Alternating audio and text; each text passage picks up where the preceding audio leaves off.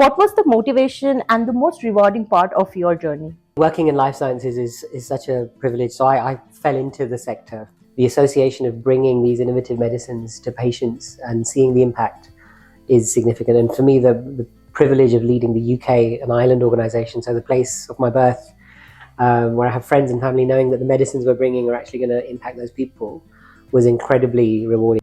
Manish, from your end, starting in Axtria in its early days, into a global leader now into life sciences technology, what stands out to you as the most fulfilling milestone in your career?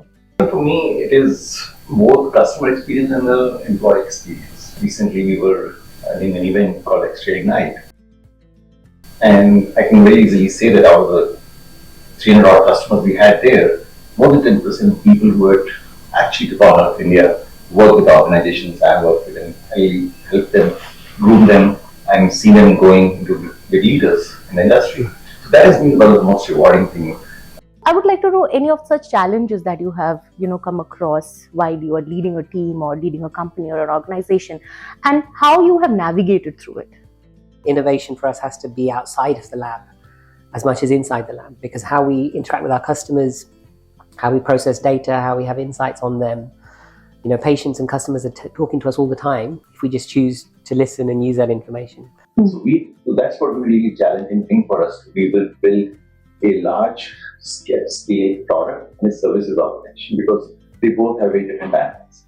And we wanted to build a product which can be used by our services before our customer sees it. Because we don't want our customers to be the guinea pigs for testing our product.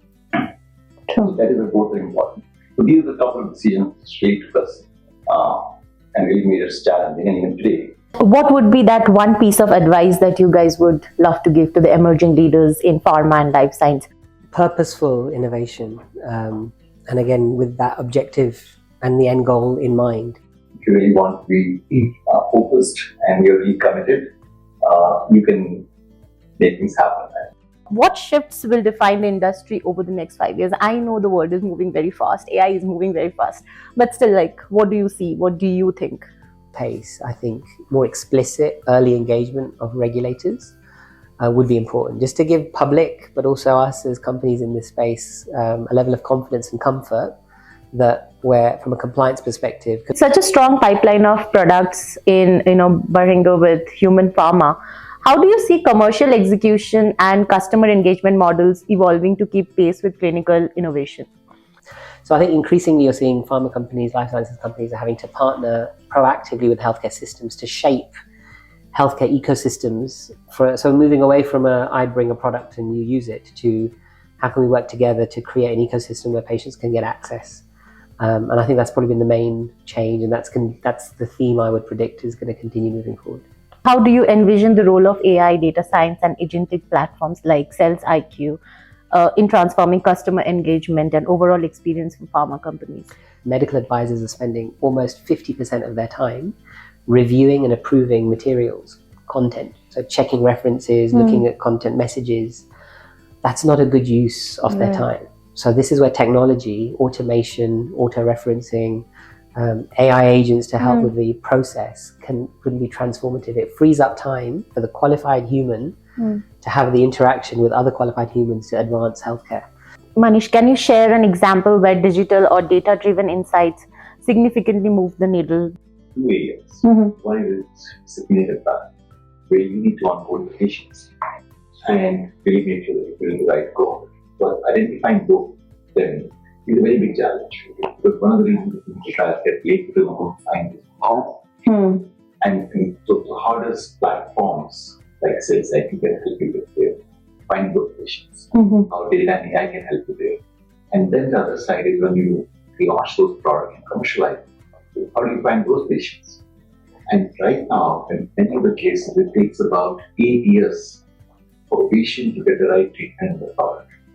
If you can just reduce it by half, it will just not help the patient, but also help the pharma company. It helps both of them. It helps the whole ecosystem. And that's what is getting enabled with that. Things like you and data labs and this. How do you personally stay connected to the voice of the patient or customer in your day-to-day work, and how does that influence your organization's strategy globally? When I'm in a market, so as I'm here, I would do a field visit. There's nothing like actually going into a hospital with a representative hand in hand to see what is your daily work. And for companies like Axtria as well, it's seeing their systems working and in use is incredibly valuable, because you see something in a presentation and it looks great, but it's not until you're actually using it that you realize. And most of my insights and the things that I've learned and been able to share in my organization are based on what I've seen. And it also gives you a level of credibility, because otherwise you're just another voice in a meeting. So I think for me, it is very important to meet customers all the time. Whatever work we do, see the purpose behind it. If you're implementing sales directly or marketing directly or data packs or selling assignment, we need to see the purpose, what it is trying to do. Ultimately, go to the mission. And that's the culture we built into, and that allows us to know what our customers are trying to do for their customers. What's a book or a podcast or thought leaders that's recently influenced your thinking? Shoe Dog. Oh, Have you heard Yes. the story of Nike? Phil, got his surname, incredible story. The story of like having a vision, resilience, keeping faith and trust, partnership.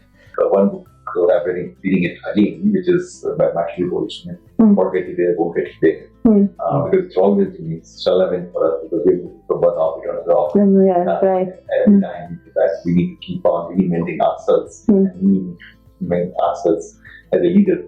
And the second book, which is actually helping me these days, is I'm reading a book, short stories by Sudha Murthy. just a last question, and that's a ritual question I'll ask because you're in Bangalore. How was your visit to India has been so far, and any favorite experiences that you had in Bangalore or memories from previous trips that stand out? But for me to see so many leaders, inspirational leaders, Indian men and women, is not something I see where I'm from. And I'm leaving with that. So these companies like Axtria that have been built, and I was with another company recently where the founders, a group of Indians who have built something which is global, which is so magnificent, is very inspiring.